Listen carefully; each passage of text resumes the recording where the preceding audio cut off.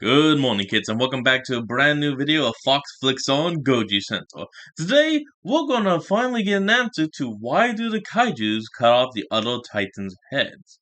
I mean, it should kind of be obvious. Two reasons. One, trophy. Two, to make sure that the body is dead and doesn't, wake up and come back to life. It's kind of obvious. But either way, let's hear what these guys have to say. A few peeps in the comments section are currently accusing Goji of exploiting the... Hold on. Did y'all hear that? Hold on, listen. A few peeps in the comments section... Oh, he has a voice crack. Oh, no. Oh, I mean, I'm only laughing at it, not him. Because, as you all know from many of my videos, I sometimes misspeak, so I always just make, like, a random noise and then try again. Okay. And are currently accusing Goji of exploiting the gore factor for views and clicks. Would you guys believe that people get bothered by that? Huh? Jeez. Seriously, dude, can't handle a bit of red paint, bro? How about y'all chew on that? On a serious note, though, as a MonsterVerse fan who sees this image, this may ring a bell. You'll recall that this is just one example of the many beheadings that have occurred in the MonsterVerse. Which begs the question, why do Titans cut each other's heads off? And why is Now, hold on. In the first movie, Godzilla used the Kiss of Death, which literally burned the body off the head. He didn't decapitate it. But Kong, he did just straight up grab and rip and tear. And then he did that with Mechagodzilla. It's important. Today we'll bring forth 3 answers to this question. The last 2 of which may completely redefine the way you understand Wait, did he do it to Skullcrawler as well? To uncover the first reason why Titans cut each other's heads off, let's try to really understand what happens during decapitation. By definition, this word means the total separation of the head from the body. This traumatic injury is guaranteed to be fatal to most animals due to 2 things. We'll use a human model so it's easy to understand. First off, the central nervous system is now severed from the peripheral nervous system, meaning that your brain will no longer communicate with this part of the body. 2.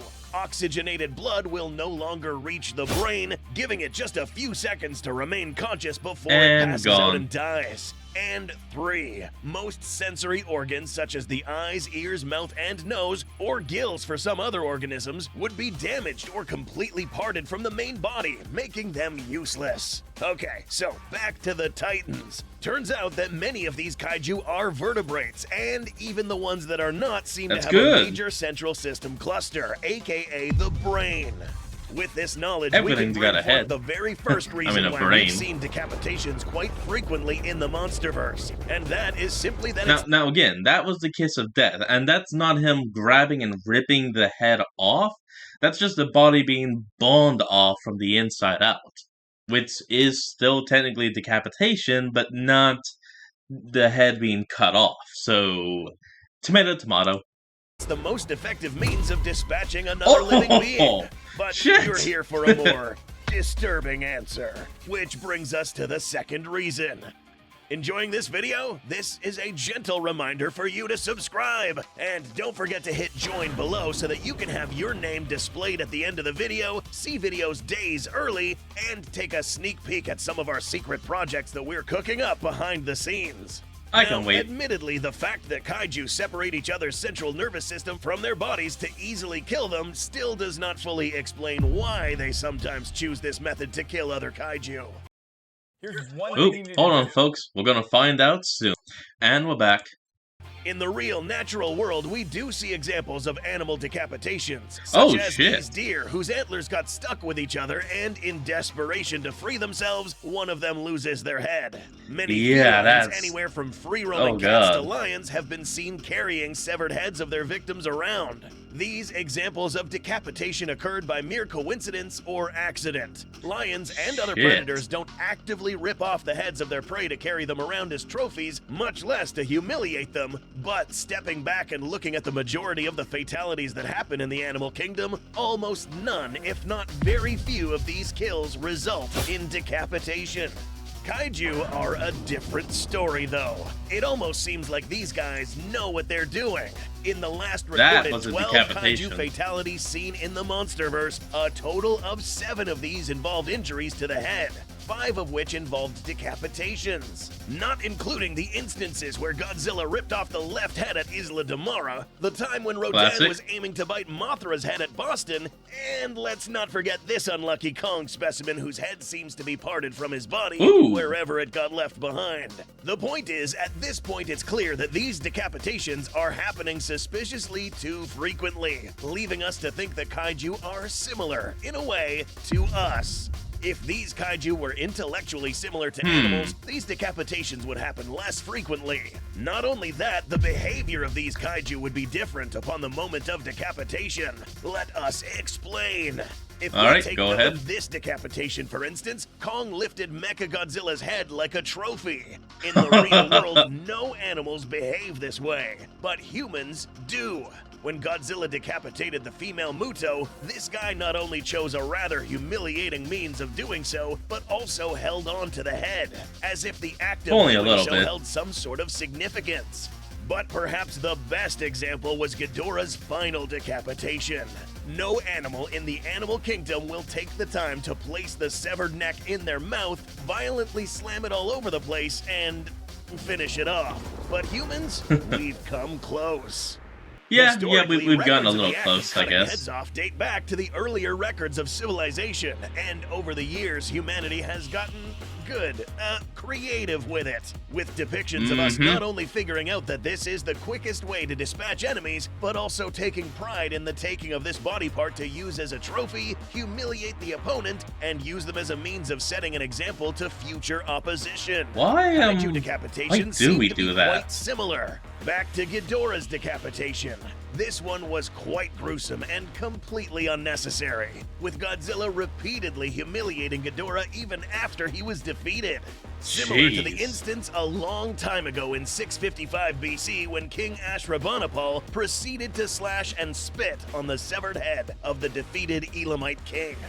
Again, that's not too bad. We have to reiterate that these behaviors are not commonly seen in animals, but are acts almost exclusively committed by humans and kaiju in this cinematic universe. In the eyes of a titan, an adversary would be best dealt with quickly by disrupting the central nervous system. They are all pretty smart. They not only know this, but identify this body part as the key identifier of each titan, thus treating it like a trophy of sorts. There is no better body part to send a message to others than the head of another kaiju. But as we study this behavior in kaiju, it makes a lot of sense. Denominator will begin to arise. This act of decapitation has only been committed by alphas. Oop, hold on folks, we'll be right back. And we're back. Right, not just any kaiju has been ripping heads out. In the past instances where we have actively seen the heads get ripped off, we see that Godzilla and Kong have been the ones responsible.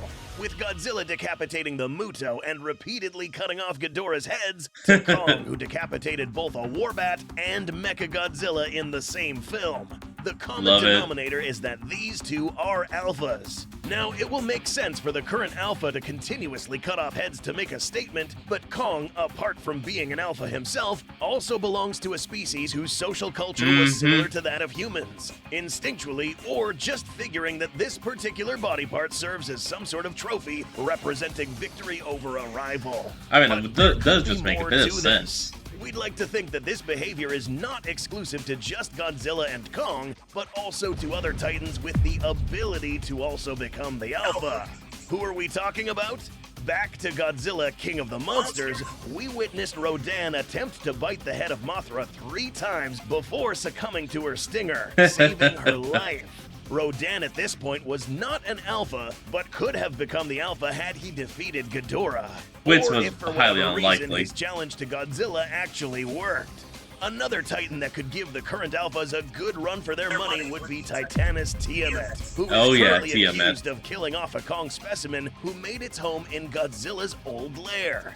All that remains is a skull with no signs of the remaining skeleton, suggesting that maybe it was also decapitated, perhaps after he was killed. Whatever the case, it has become clear that these kaiju have a strange habit of parting the heads from their enemies' bodies, making it evident that these monsters are not your typical oversized animals. Always going for the head. More than this. The world of Titans is a brutal world where only the strongest survive, and when rebelling or daring to disrespect an alpha kaiju will carry dire consequences. In the upcoming film Godzilla x Kong, there will be many alphas involved, and we'll almost assuredly see some head injuries happen in this new film. Both Kong and Godzilla are capable of delivering decapitating blows, more so now that Kong is armed with an axe. Do you think we'll see another Titan-sized head get lopped off someone's shoulders again? Or do you think decapitations have come to an end? Let us know in the comments. Thank you for watching, and we'll see you in the next episode.